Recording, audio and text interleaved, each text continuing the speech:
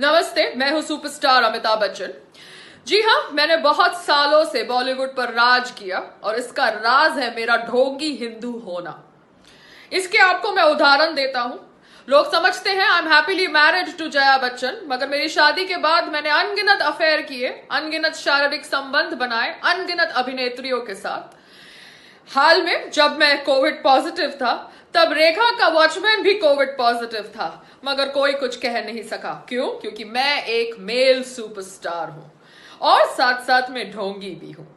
मैंने नानावती हॉस्पिटल की बहुत प्रमोशन करी, क्योंकि नानावती हॉस्पिटल का शायद मैं पार्टनर हूं या मेरा कोई रिलेशन है उनके बोर्ड ऑफ डायरेक्टर्स के साथ, वो दूसरी बात है। मगर सुशांत सिंह राजपूत की मौत के ऊपर मैंने कुछ नहीं बोला, क्योंकि सुशांत सिंह राजपूत कौन है? एक छोटा सा कलाकार था। अब जब दिवाली आती है तब मैं अपने घर में दिवाली पार्टी रखता हूं और उसमें सब बड़े बड़े दिग्गज लोगों को बुलाता हूं। क्यों? क्योंकि मैं एक हिंदू हूं और हिंदू त्योहारों को मैं जोर शोर से मनाता हूं। मगर लोगों को नहीं पता मैं एक ढोंगी हिंदू हूं। जब राम मंदिर की भूमि पूजन की बात आती है तब मैं एक भी ट्वीट नहीं करता। क्यों? क्योंकि मुझे मेरे बॉलीवुड माफिया को अपने साथ लेकर चलना है। यहां पर हिंदू समझते हैं कि मैं उनका चहीता हूं क्योंकि मैं उनके त्योहार मनाता हूं। दूसरी ओर मैं बॉलीवुड माफिया का चहीता हूं क्योंकि राम मंदिर के भूमि पूजन पर मैं एक भी ट्वीट नहीं करता, जबकि सारा दिन इस कोरोना वायरस के समय मैं ट्विटर पर ही बैठा रहता हूं। तो इसे कहते हैं मेरा राज बॉलीवुड को रूल करने का। और ये राज मैं आपके साथ शेयर कर रहा हूं क्योंकि मोदी जी ने तो अभी तक मुझे गुजरात का टूरिज्म ब्रांड एम्बेसडर बना के रखा है, जबकि आप सबको पता है कि मैं किधर का वफादार हूं। नमस्ते।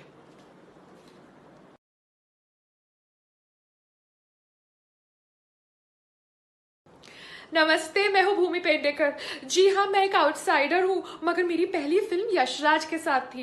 क्यों? क्योंकि मैं है ना शानू शर्मा की बहुत वफादारी करती थी। शानू शर्मा वो मोटी कास्टिंग डायरेक्टर ऑफ यशराज, मगर मैं तो उससे भी ज्यादा मोटी थी। मगर मेरी वफादारी रंग लाई। मेरे पेट में शानू शर्मा के बहुत सारे राज है कि वो कब किस यंग एक्टर को मिलती थी, कितने बजे मिलती थी, कितनों से तो वो पैसे लेती थी मिलने के लिए, मगर मैंने उसकी पोल कभी नहीं खोली। इसलिए ना मुझसे खुश होकर उसने मुझे रेकमेंड किया और मैंने अपनी पहली पिक्चर यशराज के साथ करी।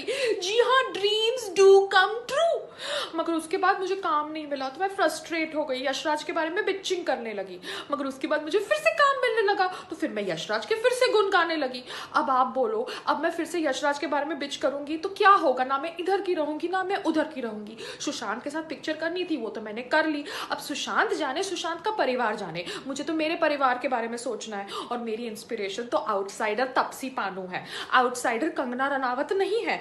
तो आपको समझना चाहिए ना मैं दिखने में भी कैसी हूँ। ये ऐसे दिखने के बावजूद मुझे काम मिला, आप समझ सकते हो। अब अगर मैं दिखने में थोड़ी ठीक ठाक होती तो दूसरी बात है। मेरे को एक्टिंग आती है, मगर आप समझ सकते हो ना मेरी भी कितनी लिमिटेशंस है। मुझे मेरे फ्यूचर के बारे में सोचना है, तो आपको समझ जाना चाहिए कि मेरी रोल मॉडल तापसी पानू है, कंगना रनावत नहीं। ठीक है? ओके, नमस्ते जी।